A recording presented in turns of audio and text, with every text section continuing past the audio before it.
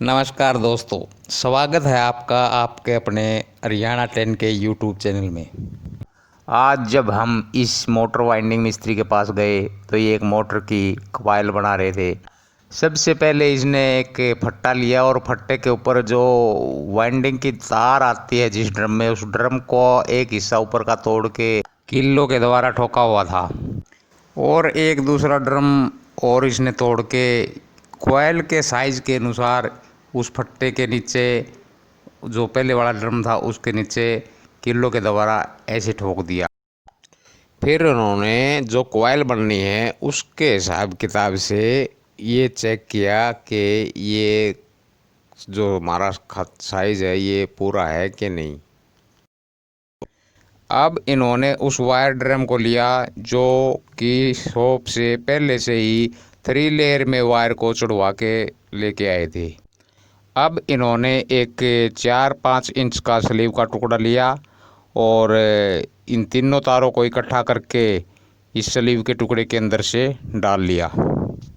इसके बाद इन्होंने इस फट्टे को उठाया और खड़ा कर लिया और वाइंडिंग वायर को एक हाथ से ऊपर से पकड़ के और दूसरे हाथ से कॉइल बनानी इन्होंने चालू कर दी। ये देखिए ये किस प्रकार से बड़ी आसानी से कॉइल को बनाते जा रहे हैं, हाथ को घुमाते जा रहे हैं। और इन्होंने अपने डाटा के अनुसार, जैसे कि इन्होंने ये 10 HP की मोटर है, इसमें 3 लेयर के एक स्लॉट के अंदर जो इन्होंने वायर डालनी है, उस हिसाब किताब से इन्होंने एक कॉइल को जो बनाना है, एक कॉइल के 3 पार्ट बनाए। एक पार्ट में इन्होंने 11 बार राउंड घुमाए। जैसे ही एक पार्ट की कॉइल तैयार हुई, इन्होंने एक छोटा तार का टुकड़ा लिया और उन तारों को आपस में बांध के अलग कर दिया। इस तरह से ये एक कॉइल तैयार हो चुकी है। जैसे ही हमारी एक कॉइल तैयार हो गई तो मोटर के अंदर एक बार इसको डाल के देख लेते हैं, ताकि अगर कोई कमी बेसी रह जाए तो कॉइल को बड़ा या छोटा बाद में किया जा सके, ताकि एक ही कॉइल ख़राब हो के रह जाए, सारी कॉइलें ख़राब ना हो। ये देखिए इन्होंने एक कॉइल को ऐसे डाल के चेक कर रहे हैं। ये उस्ताद जी हैं मिस्टर सुरजीत पीरागढ़ी, दिल्ली से। बहुत पुराने मिस्त्री हैं ये, आप चाहे तो इनसे कांटेक्ट कर सकते हैं। देखिए ये किस प्रकार से कॉइल को अपने हाथों से अपने हिसाब किताब से सेट करके देख रहे हैं। अगर कॉइल थोड़ी बहुत बड़ी बनी है तो उसको एडजस्ट करना इनके हाथ में होता है, थोड़ी छोटी बनी है तो उसको भी एडजस्ट करना इनके हाथ में होता है। बड़ी छोटी से कोई इतना फ़र्क नहीं पड़ता, लेकिन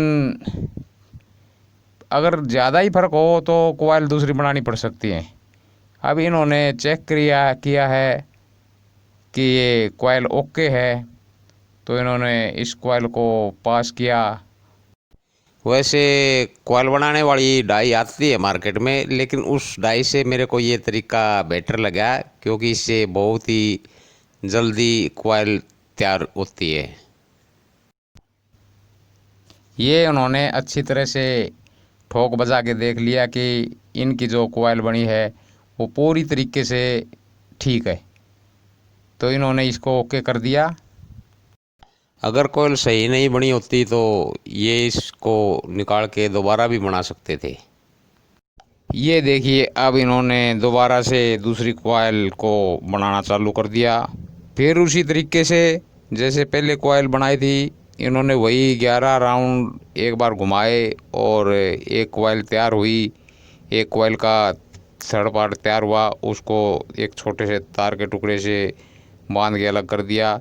फिर 11 राउंड दोबारा फिर घुमाए और घुमाने के बाद फिर से उन तारों को इकट्ठा करके एक छोटे से टुकड़े के साथ दोबारा से बांध दिया।